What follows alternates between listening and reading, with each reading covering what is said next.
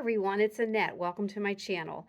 If you've been following along and like my videos, please consider subscribing to my channel. It'll really help me to grow this channel, and I enjoy making cards and I enjoy putting out the content for you. So today, as you can see, we're going to get patriotic. I was looking in my paper stash and I really did not have any patriotic papers, and I didn't want to really buy a whole paper pack.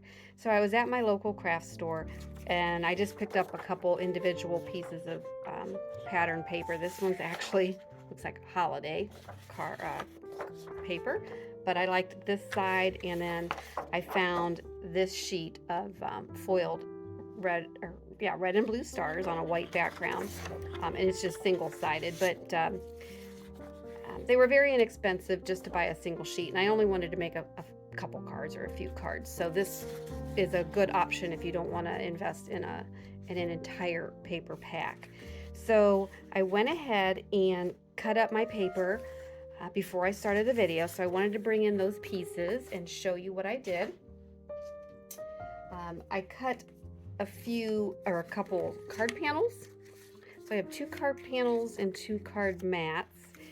And the panels are 3 1/4 inch by 5 inch, and the mat layer is 4 inch by 5 1/4. And when you do that, it will give you a nice 1/4 inch border around your panel. And as you can see, that looks really, really nice. Okay. All right, and then naturally we have the card bases. I usually cut these ahead of time and just have a stack of them in my, I have a basket, or it's kind of like a container, like a metal basket, I should say. But they're already folded and ready to go. So we're gonna make 2 top folding USA2 cards. And the base is, if you unfold it, it's 4 1/4 by 11 inches. And it's scored at 5 1/2 inches and creased down at for top fold. And my card bases are always, I use cardstock that's 110 pound weight, because it stands up very nicely and it won't splay out when you try to set the card up.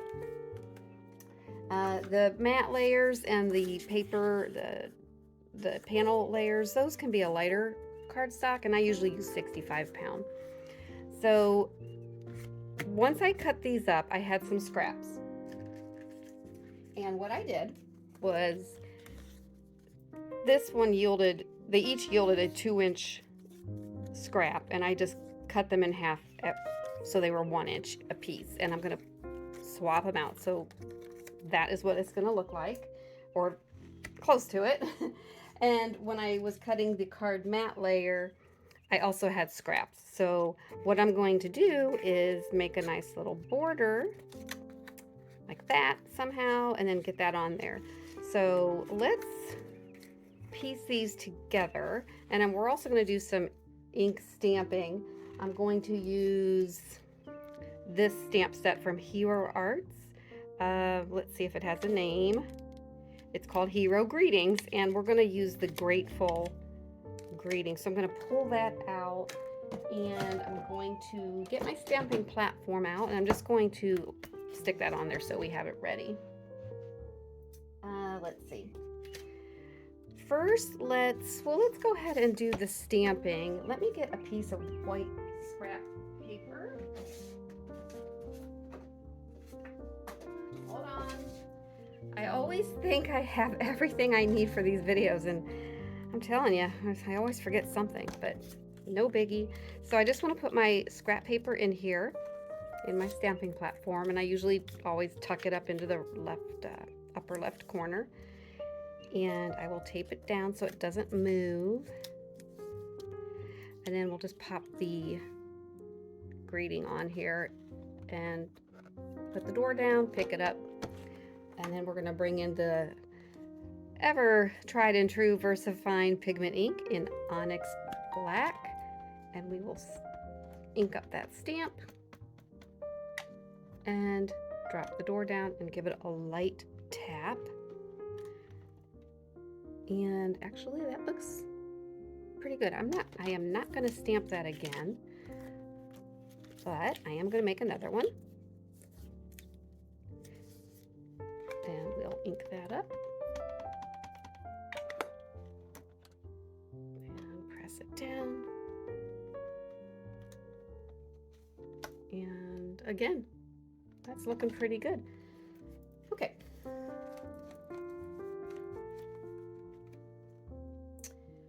So we will take this off. And we'll get this out of the way for now. And then what I'm going to do is die cut these greetings out. And I'm using the heroarts nesting rectangle dies. And I think, let's see if this will be big enough. Oh yeah, that'll work. Okay, so we got to bring in the die cutting machine. Let me grab that. And again, this is the Sizzix Big Shot is my die cutting and embossing machine. I really want to get Gina K Designs Intercut, but right now I just can't justify that. This works just fine, and that's just the way it is right now. Okay, so the Big Shot comes with the sandwich, and you have the base platform, so I want to get that down, and I usually just put some paper shims in there, and I have a metal shim. Actually, I think I might just put that down and then the metal shim and my magic mat, and it might be just a little too thick, so let's take the paper shims out and see if that's enough. And then what I'm going to do is put the greeting down and line up my die.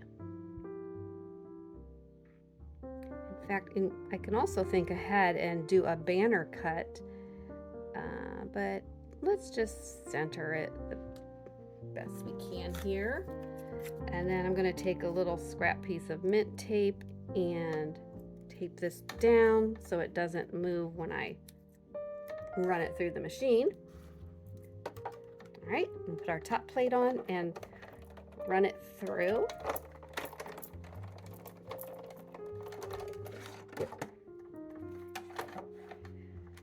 And let's see what we got here. Take this off.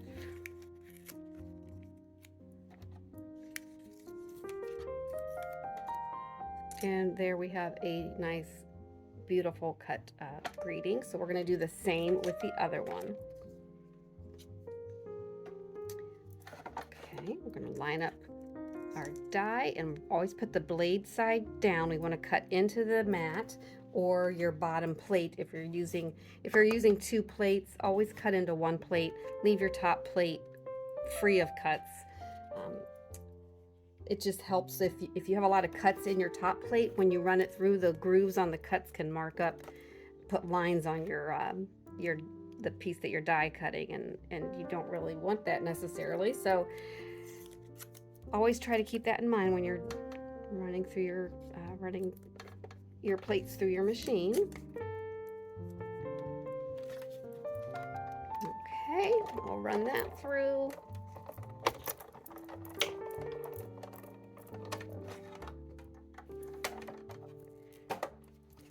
And get this tape off.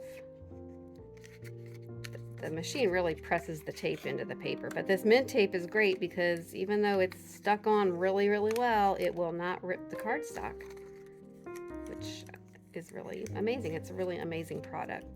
And I always put my dies away right away because it's very easy to keep it attached to the scrap piece of paper, and then guess what? You throw it away and then it's gone. So, all right, so that's it for the die cutting. And then let's work with this one first. So I am going to get a piece of paper so you can see my table covering is a little crazy. So I want to put this blue border on to this greeting. So what we're going to do is we're just going to take some glue and run a bead right along the top. I just filled this bottle. There we go. Okay, and then we're going to, let's see, what's the best way to do this? Probably this way. And let's move it right over to the end. I'm kind of doing this on the fly. I really didn't have a plan, but what I'm going to do is just have a blue border along the top and along the bottom, and then we'll cut off. We'll cut it off even at the end there. Okay. And then we will, let's see, let's go this way. And put that down. Try to make it even with the border at the top, and just let that adhere for a moment. Okay. Then I'm going to take my large scissors and just cut it even with the edge. And there you have your greeting with a little blue border on the top and the bottom. And then let's piece this together.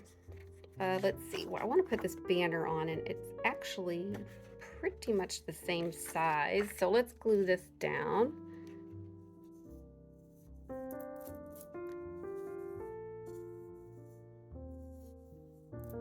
I'm just having so much trouble with this glue bottle.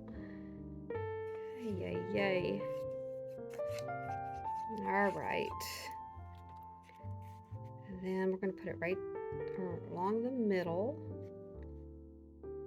Okay. Make sure that's flush on each side. And if there is just a little tiny bit, I'm just going to snip it off. And then we are going to glue the panel onto the mat.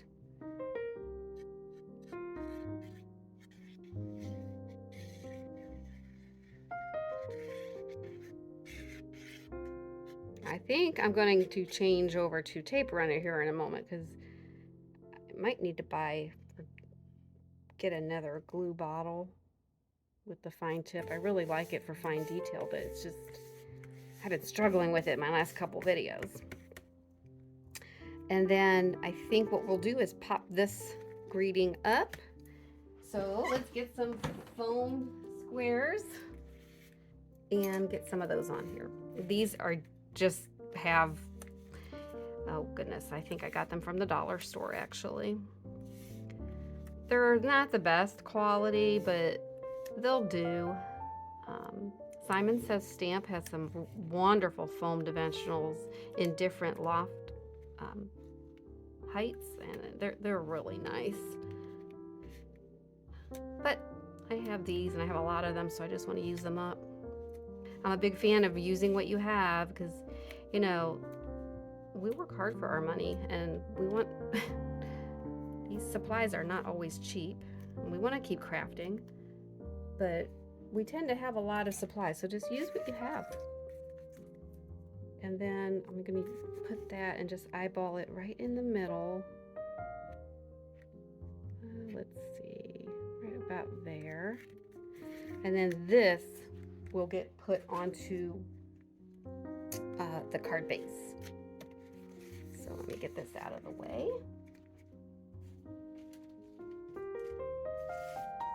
Pull in one of the card bases. Make sure it's going the right way, and that'll go right on top. So, well, let's just give this little guy another chance.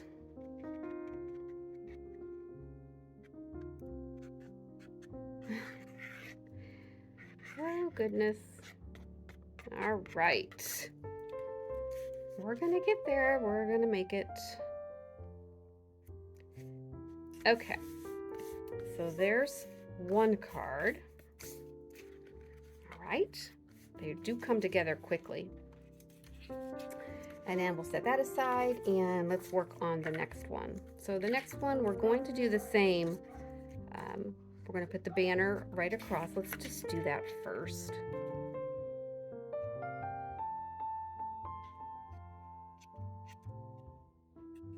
Okay. And you know what? We can put this, I don't know, you know, you can put it anywhere. I still like it in the middle, so that's what I'm going to do.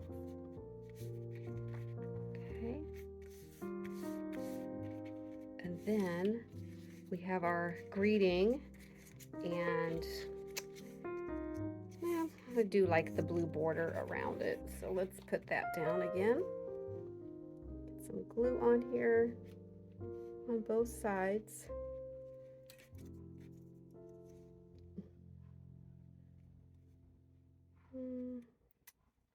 Put that down about like that. And then this one right about like that. And as you can see, I'm just eyeballing everything. I don't really break out the rulers for these kinds of things. Now, if I'm laying down a sentiment, I'm trying to get a sentence or a line even, yes, I will break out a ruler. But for this, not so much.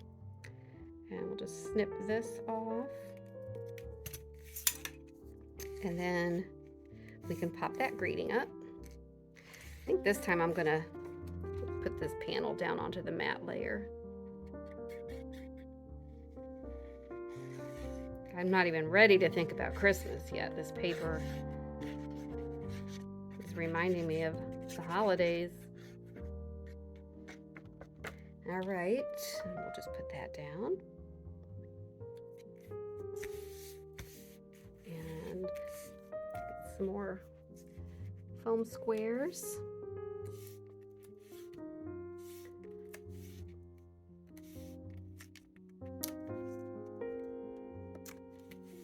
So yeah, I'm thinking ahead already to Veterans Day, and I have a lot of veterans in my family. My dad was a Marine. I had a brother in the Air Force. My son was in the Air Force. A lot of my uncles were in all the branches of the military. So I always thank servicemen and women. In fact, when I was at the store buying these papers earlier today, there were 2 servicewomen in the craft area in their fatigues. So of course, I always thank them for their service, and they were grateful. It really humbles, I think, them.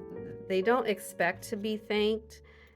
They serve because they want to serve, and they always just seem very grateful to be acknowledged. They don't ask for it, but I don't know, they just have serving hearts, and I always like to acknowledge that. So, all right, so there's the second card ready for the base.